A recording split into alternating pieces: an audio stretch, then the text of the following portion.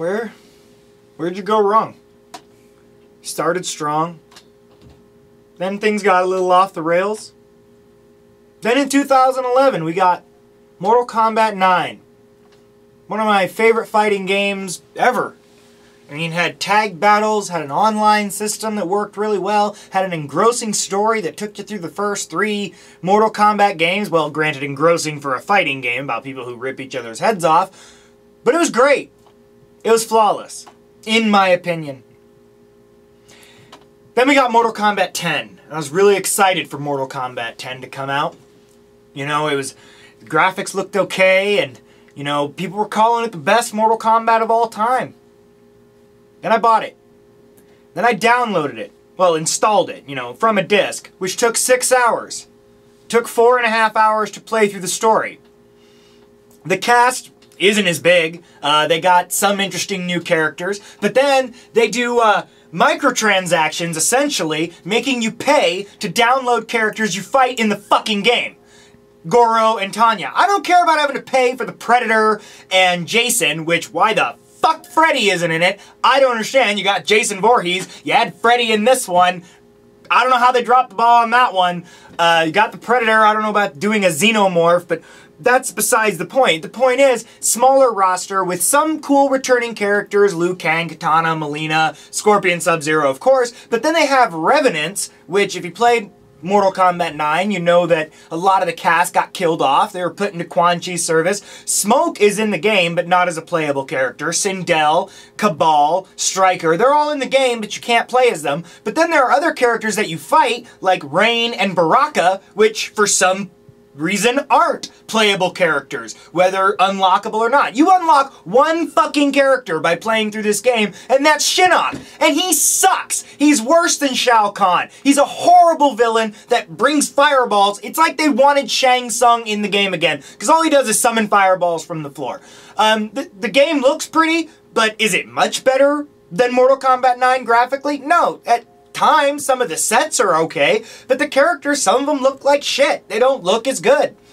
And the online capability. What fucking online capability? We tried to go online with Mortal Kombat to get some footage for it. Unfortunately, we couldn't. We couldn't get the damn thing to connect. Couldn't find a match. Oh, tag battles, not as cool as they are. In fact, they don't even take place in the story ever, where in Mortal Kombat 9 they did it. The story itself, it's fine for seeing where Mortal Kombat was, you know, in the future, with the main characters being older and bringing in young characters. Johnny Cage's kid, Jax's kid, they're all someone's kid is the point.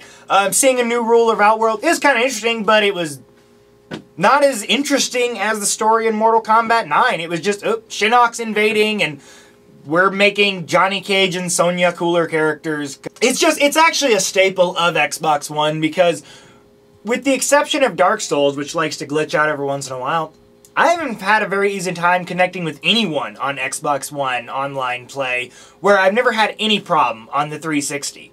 So I don't know if that's just the One's problem or what, but it was a letdown from this game. This still is my favorite. This is a great case of an old generation game being superior to one of the next gen consoles.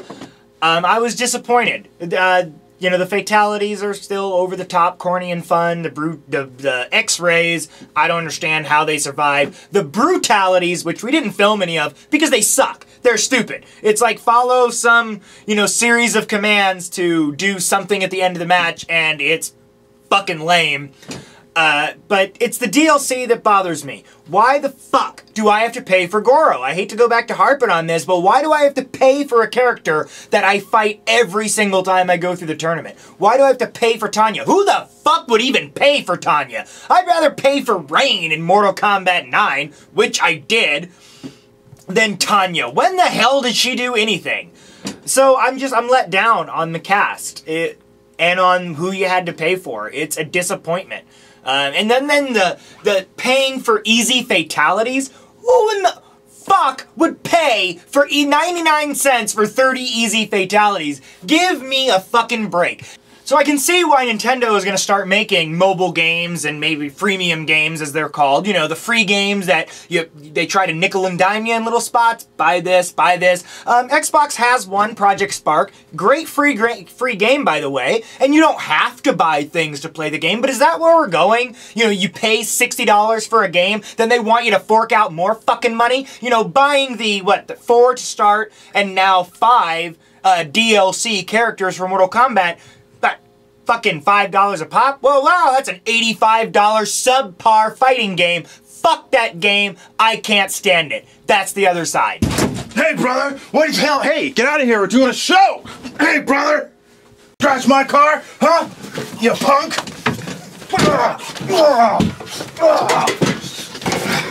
Yeah. See, that's what happens, bruh. That's what happens. Yeah, see, Trump? That's what happens when you mess with Rath. You don't scratch Rath's car. You don't take Rath glasses. You punk. Yeah, coming for you, Trump.